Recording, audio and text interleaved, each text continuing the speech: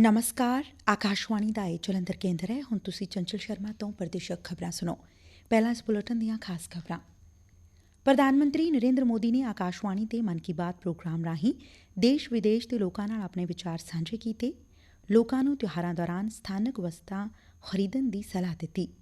ਪ੍ਰਧਾਨ ਮੰਤਰੀ ਨੇ ਲੋਕਾਂ ਨੂੰ 1 ਅਕਤੂਬਰ ਨੂੰ ਸਵੱਛਤਾ ਮੁਹਿੰਮ ਨਾਲ ਜੁੜਨ ਦਾ ਸੱਦਾ ਦਿੱਤਾ। BRO ਦੇ DG lieutenant general Rajiv Chaudhary ਨੇ ਚੰਡੀਗੜ੍ਹ ਵਿੱਚ ਹਿਮਾਂਕ ਏਅਰ ਡਿਸਪੈਚ ਯੂਨਿਟ ਦਾ ਦੌਰਾ ਕੀਤਾ ਅਤੇ ਸੀਮਾ ਸੁਰੱਖਿਆ ਬਲ ਤੇ ਪੰਜਾਬ ਪੁਲਿਸ ਨੇ ਗੁਰਦਾਸਪੁਰ ਜ਼ਿਲ੍ਹੇ ਵਿੱਚ ਸਰਹੱਦ ਪਾਰੋਂ ਡਰੋਨ ਰਾਹੀਂ ਸੁੱਟੀ 12 ਕਿਲੋ ਤੋਂ ਵੱਧ ਹੈਰੋਇਨ ਤੇ ਡਰੱਗ ਮਨੀ ਕੀਤੀ ਬਰਾਮਦ। ਹੁਣ ਖਬਰਾਂ ਵਿਸਥਾਰ ਨਾਲ। ਪ੍ਰਧਾਨ ਮੰਤਰੀ ਨਰਿੰਦਰ ਮੋਦੀ ਨੇ ਕਿਹਾ ਹੈ ਕਿ ਭਾਰਤ ਨੇ ਹਾਲ ਹੀ ਵਿੱਚ ਆਯੋਜਿਤ G20 ਨੇਤਾਵਾਂ ਦੀ ਸਿਖਰ ਕਾਨਫਰੰਸ ਦੌਰਾਨ ਅਫਰੀਕੀ ਸੰਘ ਨੂੰ G20 ਦਾ ਪੂਰਨ ਮੈਂਬਰ ਬਣਾ ਕੇ ਆਪਣੀ ਅਗਵਾਈ ਦੀ ਸਮਰੱਥਾ ਨੂੰ ਸਾਬਿਤ ਕਰ ਦਿੱਤਾ ਹੈ।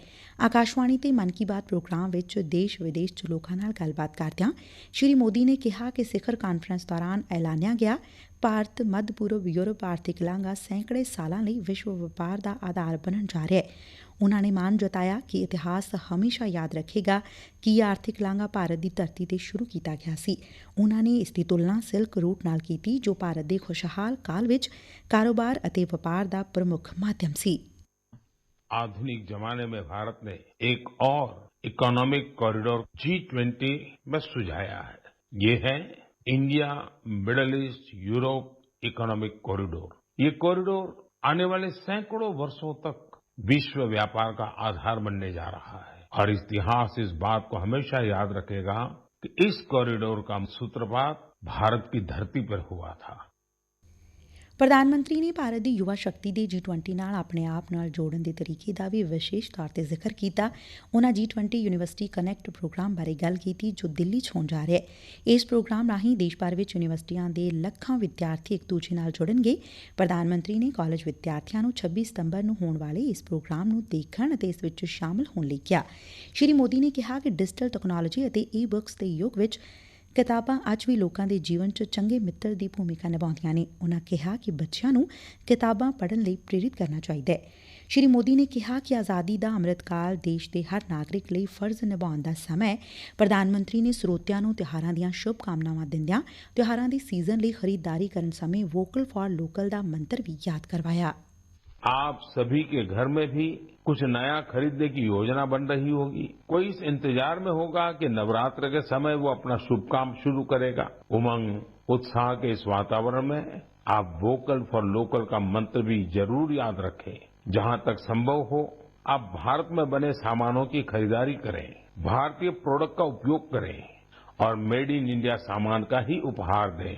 आपकी छोटी सी खुशी किसी दूसरे के परिवार की बहुत बड़ी खुशी का कारण बनेगी। आप जो भारतीय सामान खरीदेंगे उसका सीधा फायदा हमारे श्रमिकों, कामगारों, शिल्पकारों और अन्य विश्वकर्मा भाई बहनों को मिलेगा।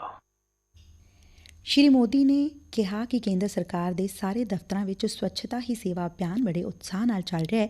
ਪ੍ਰਧਾਨ ਮੰਤਰੀ ਨੇ ਗਾਂਧੀ ਜਯੰਤੀ ਮੌਕੇ ਲੋਕਾਂ ਨੂੰ ਦੇਸ਼ ਭਰ ਵਿੱਚ ਸਵੱਛਤਾ ਸੰਬੰਧੀ ਮੁਹਿੰਮ ਵਿੱਚ ਵੱਧ ਚੜ੍ਹ ਕੇ ਹਿੱਸਾ ਲੈਣ ਦਾ ਸੱਦਾ ਦਿੱਤਾ। 1 अक्टूबर यानी रविवार को सुबह 10 बजे स्वच्छता पर एक बड़ा आयोजन होने जा रहा है। आप भी अपना वक्त निकालकर स्वच्छता से जुड़े इस अभियान में अपना हाथ बटाएं।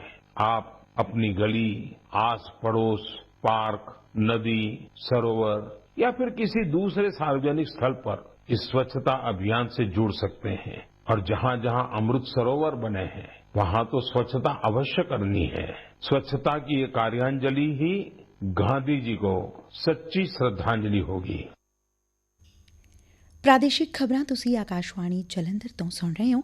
ਪੰਜਾਬੀ ਵਿੱਚ ਆਕਾਸ਼ਵਾਣੀ ਦੀਆਂ ਤਾਜ਼ਾ ਖਬਰਾਂ ਪੜ੍ਹਨ ਲਈ ਤੁਸੀਂ ਸਾਡੀ ਵੈਬਸਾਈਟ newsonair.gov.in ਉੱਪਰ ਲੌਗਇਨ ਕਰ ਸਕਦੇ ਹੋ। ਸੀਮਾ ਸੜਕ ਸੰਗਠਨ BRO ਦੇ director general lieutenant general Rajiv Chaudhary ਨੇ ਚੰਡੀਗੜ੍ਹ ਵਿੱਚ ਹਿਮਾਂਕ ਏਅਰ ਡਿਸਪੈਚ ਯੂਨਿਟ ਦਾ ਅੱਜ ਦੌਰਾ ਕੀਤਾ ਅਤੇ ਵਿਸ਼ਵ ਦੇ ਸਭ ਤੋਂ ਵੱਡੇ 3D ਕੰਕਰੀਟ ਪ੍ਰਿੰਟਡ ਕੰਪਲੈਕਸ ਦੇ ਨਿਰਮਾਣ ਅਧੀਨ ਕੰਮ ਦਾ ਨਿਰੀਖਣ ਵੀ ਕੀਤਾ। ਦੇਸ਼ ਦੇ ਦੂਰ ਦੁਰਾਡੇ ਖੇਤਰਾਂ 'ਚ ਸਰਹੱਦੀ ਸੜਕ ਢਾਂਚੇ ਨੂੰ ਮਜ਼ਬੂਤ ਕਰਨ ਵਿੱਚ ਸੰਗਠਨ ਦੇ ਸਫਲ ਯਤਨਾਂ ਦੀ ਉਨ੍ਹਾਂ ਸ਼ਲਾਘਾ ਕੀਤੀ। ਲੈਫਟੀਨੈਂਟ ਜਨਰਲ ਰਾਜੀਵ ਚੌਧਰੀ ਨੇ ਕਿਹਾ ਕਿ ਪਿਛਲੇ ਕੁਝ ਸਾਲਾਂ 'ਚ ਉન્નਤ ਤਕਨਾਲੋਜੀ ਅਤੇ ਵਧੇ ਹੋਏ ਬਜਟ ਕਾਰਨ BRO ਪ੍ਰੋਜੈਕਟਾਂ ਨੂੰ ਤੇਜ਼ੀ ਨਾਲ ਪੂਰਾ ਕੀਤਾ ਗਿਆ ਹੈ। ਇਹ ਸੰਗਠਨ ਸਰਹੱਦੀ ਖੇਤਰਾਂ 'ਚ ਸੜਕਾਂ, ਸੁਰੰਗਾਂ ਅਤੇ ਪੁਲਾਂ ਦਾ ਨਿਰਮਾਣ ਕਰ ਰਿਹਾ ਹੈ। ਲੈਫਟੀਨੈਂਟ ਜਨਰਲ ਨੇ ਦੱਸਿਆ ਕਿ L&T ਕੰਸਟਰਕਸ਼ਨਜ਼ ਦੇ ਸਹਿਯੋਗ ਨਾਲ ਚੰਡੀਗੜ੍ਹ ਵਿੱਚ ਇੱਕ ਵਿਸ਼ਵ ਪੱਧਰੀ ਆਧੁਨਿਕ 3D ਪ੍ਰਿੰਟਿੰਗ ਤਕਨੀਕ ਵਾਲੇ ਹਿਮਾਂਕ ਏਅਰ ਡਿਸਪੈਚ ਯੂਨਿਟ ਦਾ ਨਿਰਮਾਣ ਕੀਤਾ ਜਾ ਰਿਹਾ ਹੈ। 1.98 ਏਕੜ ਦੇ ਖੇਤਰ 'ਚ ਬਣਨ ਵਾਲੇ ਕੰਪਲੈਕਸ ਵਿੱਚ ਪ੍ਰਬੰਧਕੀ ਇਮਾਰਤਾਂ ਅਤੇ ਭੰਡਾਰਨ ਦੀਆਂ ਸਹੂਲਤਾਂ ਦੇ ਨਾਲ ਅਧਿਕਾਰੀਆਂ, ਜੂਨੀਅਰ ਕਮਿਸ਼ਨਡ ਅਫਸਰਾਂ ਅਤੇ ਹੋਰ ਰੈਂਕਾਂ ਲਈ ਰਿਹਾਇਸ਼ ਦੀ ਸਹੂਲਤ ਵੀ ਹੋਵੇਗੀ। ਇਸ ਮੌਕੇ ਸੰਗਠਨ ਦੇ AGD ਹਰਿੰਦਰ ਕੁਮਾਰ ਸਮੇਤ ਹੋਰ ਅਧਿਕਾਰੀ ਵੀ ਮੌਜੂਦ ਰਹੇ। ਪੰਜਾਬ 'ਚ ਇਸ ਸਾਲ ਬਰਸਾਤ ਦੇ ਮੌਸਮ ਵਿੱਚ ਆਏ ਹੜ੍ਹਾਂ ਕਾਰਨ ਕਿਸਾਨਾਂ ਦੀਆਂ ਫਸਲਾਂ ਦਾ ਕਾਫੀ ਨੁਕਸਾਨ ਹੋਇਆ ਹੈ। ਹੜ੍ਹ ਸਮੇਂ ਖੇਤਾਂ ਵਿੱਚ ਝੋਨੇ ਦੀ ਫਸਲ ਲੱਗੀ ਹੋਈ ਸੀ, ਜਿਹੜੀ ਕਈ ਫੁੱਟ ਪਾਣੀ ਵਿੱਚ ਡੁੱਬ ਕੇ ਖਰਾਬ ਹੋ ਗਈ ਅਤੇ ਹੁਣ ਝੋਨਾ ਪੱਕਣ ਵਿੱਚ ਦੇਰ ਦੀ ਸੰਭਾਵਨਾ ਨਾਲ ਕਣਕ ਦੀ ਫਸਲ ਦੀ ਬਿਜਾਈ ਪ੍ਰਭਾਵਿਤ ਹੋਣ ਦੇ ਆਸਾਰ ਬਣੇ ਹੋਏ ਨੇ। ਇੱਕ ਰਿਪੋਰਟ। ਸੂਬੇ ਦੇ 19 ਜ਼ਿਲ੍ਹਿਆਂ ਵਿੱਚ ਹੜ੍ਹਾਂ ਨੇ 6 ਲੱਖ ਏਕੜ ਤੋਂ ਵੱਧ ਰਕਬੇ ਵਿੱਚ ਝੋਨੇ ਦੀ ਫਸਲ ਨੂੰ ਪ੍ਰਭਾਵਿਤ ਕੀਤਾ, ਜਿਸ ਵਿੱਚੋਂ ਕੋਈ 2 ਲੱਖ ਏਕੜ ਜ਼ਮੀਨ ਦੁਬਾਰਾ ਬੀਜਣ ਦੀ ਜ਼ਰੂਰਤ ਪਈ। ਪ੍ਰਭਾਵਿਤ ਜ਼ਿਲ੍ਹਿਆਂ ਵਿੱਚ ਕਿਸਾਨਾਂ ਨੇ ਕਈ ਥਾਵਾਂ ਤੇ ਝੋਨੇ ਦੀ ਮੁੜ ਬਿਜਾਈ ਕੀਤੀ ਹੈ, ਪਰ ਫਾਜ਼ਿਲਕਾ, ਫਿਰੋਜ਼ਪੁਰ, ਕਪੂਰਥਲਾ, ਤਰਨਤਾਰਨ ਅਤੇ ਜਲੰਧਰ ਸਮੇਤ ਕਈ ਹੋਰ ਜ਼ਿਲ੍ਹਿਆਂ ਵਿੱਚ ਝੋਨੇ ਦੀ ਮੁੜ ਬਿਜਾਈ ਨਹੀਂ ਹੋਈ, ਕਿਉਂ ਜੋ ਖੇਤ ਅਜੇ ਵੀ ਮਿੱਟੀ ਤੇ ਰੇਤ ਨਾਲ ਭਰੇ ਹੋਏ ਨੇ। ਹੁਣ ਕਿਸਾਨਾਂ ਦੀ ਕਣਕ ਦੀ ਫਸਲ ਦੀ ਬਿਜਾਈ ਵੀ ਪ੍ਰਭਾਵਿਤ ਹੋਣ ਦਾ ਖਦਸ਼ਾ ਬਣਿਆ ਹੋਇਆ ਹੈ, ਕਿਉਂਕਿ ਆਮ ਤੌਰ ਤੇ ਅਕਤੂਬਰ ਦੇ ਸ਼ੁਰੂ ਵਿੱਚ ਝੋਨੇ ਦੀ ਕਟਾਈ ਸ਼ੁਰੂ ਹੋ ਜਾਂਦੀ ਹੈ, ਪਰ ਕਈ ਜ਼ਿਲ੍ਹਿਆਂ ਵਿੱਚ ਅਜੇ ਤੱਕ ਝੋਨੇ ਦੀ ਫਸਲ ਤਿਆਰ ਨਹੀਂ ਹੋਈ ਹੈ ਅਤੇ ਪਿਛਲੇ ਕੁਝ ਦਿਨਾਂ ਤੋਂ ਹੋ ਰਹੀ ਬਰਸਾਤ ਨੇ ਇੱਕ ਵਾਰ ਫਿਰ ਇਸ ਫਸਲ ਨੂੰ ਪ੍ਰਭਾਵਿਤ ਕੀਤਾ ਹੈ। ਇਸ ਨਾਲ ਕਿਸਾਨਾਂ ਵਿੱਚ ਫਿਕਰ ਦੇ ਨਾਲ ਹੜ੍ਹਾਂ ਕਾਰਨ ਹੋਏ ਨੁਕਸਾਨ ਦਾ ਢੁਕਵਾਂ ਮੁਆਵਜ਼ਾ ਨਾ ਮਿਲਣ ਤੇ ਵੀ ਮਾਯੂਸੀ ਪਾਈ ਜਾ ਰਹੀ ਹੈ। ਸ਼ਿਸ਼ੂ ਸ਼ਰਮਾ ਸ਼ਾਂਤਲ, ਆਕਾਸ਼ਵਾਣੀ ਸਮਾਚਾਰ, ਜਲੰਧਰ। ਗੁਰਦਾਸਪੁਰ ਜ਼ਿਲ੍ਹੇ ਵਿੱਚ ਕੱਲ੍ਹ ਦੇਰ ਰਾਤ BSF ਦੀ ਕਾਦੀਆਂ ਪੋਸਟ ਤੇ ਡਰੋਨ ਦੀ ਗਤੀਵਿਧੀ ਵੇਖੇ ਜਾਣ ਤੋਂ ਬਾਅਦ BSF ਦੇ ਜਵਾਨਾਂ ਅਤੇ ਪੁਲਿਸ ਵੱਲੋਂ ਇਲਾਕੇ 'ਚ ਤਲਾਸ਼ੀ ਮੁਹਿੰਮ ਚਲਾਈ ਗਈ। ਇਸ ਦੌਰਾਨ ਪਿੰਡ ਅੱਲੜ ਪਿੰਡੀ ਤੋਂ 12 ਪੈਕੇਟ ਹੈਰੋਇਨ ਅਤੇ 19,30,000 ਰੁਪਏ ਦੀ ਡਰੱਗ ਮਨੀ ਬਰਾਮਦ ਕੀਤੀ ਗਈ ਹੈ। ਇਸ ਮਾਮਲੇ 'ਚ 2 ਵਿਅਕਤੀਆਂ ਨੂੰ ਗ੍ਰਿਫਤਾਰ ਵੀ ਕੀਤਾ ਗਿਆ ਹੈ। ਰੋਟਰੀ ਕਲੱਬ ਚੰਡੀਗੜ੍ਹ ਸੈਂਟਰਲ ਦੇ ਪ੍ਰਧਾਨ ਸੁਨੀਲ ਕਾਂਸਲ ਦੀ ਪ੍ਰਧਾਨਗੀ ਤੇ ਪ੍ਰੋਜੈਕਟ ਚੇਅਰਮੈਨ RS ਚੀਮਾ ਦੀ ਦੇਖਰੇਖ ਵਿੱਚ ਚੰਡੀਗੜ੍ਹ ਵੈਲਫੇਅਰ ਟਰੱਸਟ ਦੇ ਸੰਸਥਾਪਕ ਸਤਨਾਮ ਸਿੰਘ ਸੰਧੂ ਦੇ ਸਹਿਯੋਗ ਨਾਲ ਬਨੌਟੀ ਅੰਗ ਲਗਾਉਣ ਦਾ ਮੈਗਾ ਕੈਂਪ ਅੱਜ ਚੰਡੀਗੜ੍ਹ ਦੇ ਸੈਕਟਰ 39 ਵਿਖੇ ਲਗਾ ਕੇ ਪ੍ਰਧਾਨ ਮੰਤਰੀ ਨਰਿੰਦਰ ਮੋਦੀ ਦੇ 73ਵੇਂ ਜਨਮ ਦਿਵਸ ਮੌਕੇ ਤੇ ਸੇਵਾ ਪੰਦਰਵਾੜਾ ਮਨਾਇਆ ਗਿਆ।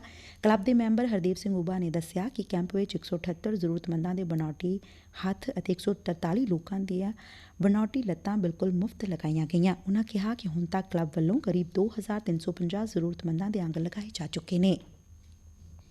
ਇੰਦੌਰ ਵਿਖੇ ਭਾਰਤ ਨੇ ਦੂਜੇ ਇੱਕ ਦਿਨਾ ਕ੍ਰਿਕਟ ਮੈਚ ਵਿੱਚ ਆਸਟ੍ਰੇਲੀਆ ਨੂੰ ਜਿੱਤ ਲਈ 400 ਦੌੜਾਂ ਦਾ ਬੇਹੱਦ ਹੀ ਮੁਸ਼ਕਲ ਟੀਚਾ ਦਿੱਤਾ ਹੈ। ਭਾਰਤ ਨੇ 50 ਓਵਰਾਂ ਵਿੱਚ 5 ਖਿਡਾਰੀਆਂ ਪਿੱਛੇ 399 ਦੌੜਾਂ ਬਣਾਈਆਂ। ਆਸਟ੍ਰੇਲੀਆ ਨੇ ਟਾਸ ਜਿੱਤ ਕੇ ਪਹਿਲਾਂ ਭਾਰਤ ਨੂੰ ਖੇਡਣ ਦਾ ਸੱਦਾ ਦਿੱਤਾ, ਪਰ ਇਹ ਫੈਸਲਾ ਆਸਟ੍ਰੇਲੀਆ ਲਈ ਸਹੀ ਨਹੀਂ ਰਿਹਾ ਅਤੇ ਭਾਰਤ ਦੇ ਬੱਲੇਬਾਜ਼ਾਂ ਨੇ ਆਸਟ੍ਰੇਲੀਆ ਦੇ ਗੇਂਦਬਾਜ਼ਾਂ ਦੀ ਖੂਬ ਧੁਨਾਈ ਕੀਤੀ। ਸ਼੍ਰੇਯਸ ਅਈਅਰ ਅਤੇ ਸ਼ੁਭਮਨ ਗਿੱਲ ਨੇ ਸ਼ਾਨਦਾਰ ਸੈਂਕੜੇ ਬਣਾਏ। ਪੰਜਾਬ ਦੇ ਕਈ ਜ਼ਿਲ੍ਹਿਆਂ ਵਿੱਚ ਅੱਜ ਸਵੇਰ ਤੋਂ ਹੀ ਬੱਦਲਵਾਈ ਬਣੀ ਹੋਈ ਹੈ ਅਤੇ ਕਈ ਥਾਵਾਂ ਤੇ ਮੀਂਹ ਦੇ ਛਿੱਟੇ ਵੀ ਪਏ ਨੇ। ਮੌਸਮ ਵਿਭਾਗ ਨੇ ਪੱਛਮੀ ਤੇ ਪੂਰਬੀ ਮਾਲਵਾ ਦੇ ਜ਼ਿਲ੍ਹਿਆਂ ਫਾਜ਼ਿਲਕਾ, ਸ਼੍ਰੀ ਮੁਕਤਸਰ ਸਾਹਿਬ, ਬਠਿੰਡਾ, ਮੋਗਾ, ਫਰੀਦਕੋਟ, ਤਰਨਤਾਰਨ ਅਤੇ ਫਿਰੋਜ਼ਪੁਰ ਵਿੱਚ ਮੀਂਹ ਸੰਬੰਧੀ ਯੈਲੋ ਅਲਰਟ ਜਾਰੀ ਕੀਤਾ ਹੈ। ਸੂਬੇ ਵਿੱਚ ਅੱਜ ਵੀ ਮੌਸਮ ਸੁਹਾਵਣਾ ਬਣਿਆ ਹੋਇਆ ਹੈ। ਵਿਭਾਗ ਨੇ ਆਉਂਦੇ ਦਿਨਾਂ 'ਚ ਮੌਸਮ ਸਾਫ਼ ਰਹਿਣ ਦੀ ਗੱਲ ਆਖੀ ਹੈ। ਫਤਿਹਗੜ੍ਹ ਸਾਹਿਬ ਜ਼ਿਲ੍ਹੇ ਦੇ ਡਿਪਟੀ ਕਮਿਸ਼ਨਰ ਪਰਨੀਤ ਸ਼ੇਰਗਿੱਲ ਨੇ ਕਿਹਾ ਕਿ ਗੰਦਗੀ ਇੱਕ ਅਜਿਹੀ ਸਮਾਜਿਕ ਸਮੱਸਿਆ ਹੈ ਜਿਸ ਨੂੰ ਖਤਮ ਕਰਨ ਲਈ ਜ਼ਿਲ੍ਹੇ ਦੇ ਸਮੂਹਿਕ ਨਾਗਰਿਕਾਂ ਨੂੰ ਆਪਸ 'ਚ ਮਿਲ ਕੇ ਇੱਕ ਜਨ ਅੰਦੋਲਨ ਸ਼ੁਰੂ ਕਰਨਾ ਚਾਹੀਦਾ ਹੈ, ਤਾਂ ਜੋ ਸਾਫ਼ ਸਫਾਈ ਪੱਖੋਂ ਵੀ ਇਤਿਹਾਸਕ ਤੇ ਧਾਰਮਿਕ ਮਹੱਤਤਾ ਵਾਲਾ ਫਤਿਹਗੜ੍ਹ ਸਾਹਿਬ ਜ਼ਿਲ੍ਹਾ ਦੇਸ਼ ਦੇ ਮੋਹਰੀ ਜ਼ਿਲ੍ਹਿਆਂ 'ਚ ਸ਼ਾਮਲ ਹੋ ਸਕੇ। ਸਵੱਛਤਾ ਹੀ ਸੇਵਾ ਵਿਸ਼ੇ ਤੇ ਮਨਾਏ ਜਾ ਰਹੇ ਸਵੱਛਤਾ ਪੰਦਰਵਾੜੇ ਬਾਰੇ ਜਾਣਕਾਰੀ ਸਾਂਝੀ ਕਰਦਿਆਂ ਉਨ੍ਹਾਂ ਇਹ ਗੱਲ ਆਖੀ। ਉਨ੍ਹਾਂ ਕਿਹਾ ਕਿ ਇਸ ਪੰਦਰਵਾੜੇ ਦੀ ਕਾਮਯਾਬੀ 'ਚ ਨੌਜਵਾਨ ਵੱਡੀ ਭੂਮਿਕਾ ਨਿਭਾ ਸਕਦੇ ਨੇ, ਇਸ ਲਈ ਉਨ੍ਹਾਂ ਨੂੰ ਇਸ 'ਚ ਵੱਧ ਚੜ੍ਹ ਕੇ ਯੋਗਦਾਨ ਪਾਉਣਾ ਚਾਹੀਦਾ ਹੈ। ਆਖਰ 'ਚ ਖਾਸ ਖਬਰਾਂ ਇੱਕ ਵਾਰ ਫਿਰ ਤੋਂ। ਪ੍ਰਧਾਨ ਮੰਤਰੀ ਨਰਿੰਦਰ ਮੋਦੀ ਨੇ ਆਕਾਸ਼ਵਾਣੀ ਤੇ ਮਨ ਕੀ ਬਾਤ ਪ੍ਰੋਗਰਾਮ ਰਾਹੀਂ ਦੇਸ਼ ਵਿਦੇਸ਼ ਦੇ ਲੋਕਾਂ ਨਾਲ ਆਪਣੇ ਵਿਚਾਰ ਸਾਂਝੇ ਕੀਤੇ। ਲੋਕਾਂ ਨੂੰ ਤਿਉਹਾਰਾਂ ਦੌਰਾਨ ਸਥਾਨਕ ਵਸਤਾਂ ਖਰੀਦਣ ਦੀ ਸਲਾਹ ਦਿੱਤੀ। ਪ੍ਰਧਾਨ ਮੰਤਰੀ ਨੇ ਲੋਕਾਂ ਨੂੰ 1 ਅਕਤੂਬਰ ਨੂੰ ਸਵੱਛਤਾ ਮੁਹਿੰਮ ਨਾਲ ਜੁੜਨ ਦਾ ਸੱਦਾ ਦਿੱਤਾ। BRO ਦੇ DG lieutenant general Rajiv Chaudhary ਨੇ ਚੰਡੀਗੜ੍ਹ ਵਿੱਚ ਹਿਮਾਂਕ ਏਅਰ ਡਿਸਪੈਚ ਯੂਨਿਟ ਦਾ ਦੌਰਾ ਕੀਤਾ ਅਤੇ ਸੀਮਾ ਸੁਰੱਖਿਆ ਬਲ ਤੇ ਪੰਜਾਬ ਪੁਲਿਸ ਨੇ ਗੁਰਦਾਸਪੁਰ ਜ਼ਿਲ੍ਹੇ 'ਚ ਸਰਹੱਦ ਪਾਰੋਂ ਡਰੋਨ ਰਾਹੀਂ ਸੁੱਟੀ 12 ਕਿਲੋ ਤੋਂ ਵੱਧ ਹੈਰੋਇਨ ਤੇ ਡਰੱਗ ਮਨੀ ਕੀਤੀ ਬਰਾਮਦ। ਇਸ ਦੇ ਨਾਲ ਹੀ ਪ੍ਰਦੇਸ਼ਕ ਖਬਰਾਂ ਖਤਮ ਹੋਈਆਂ। ਨਮਸਕਾਰ।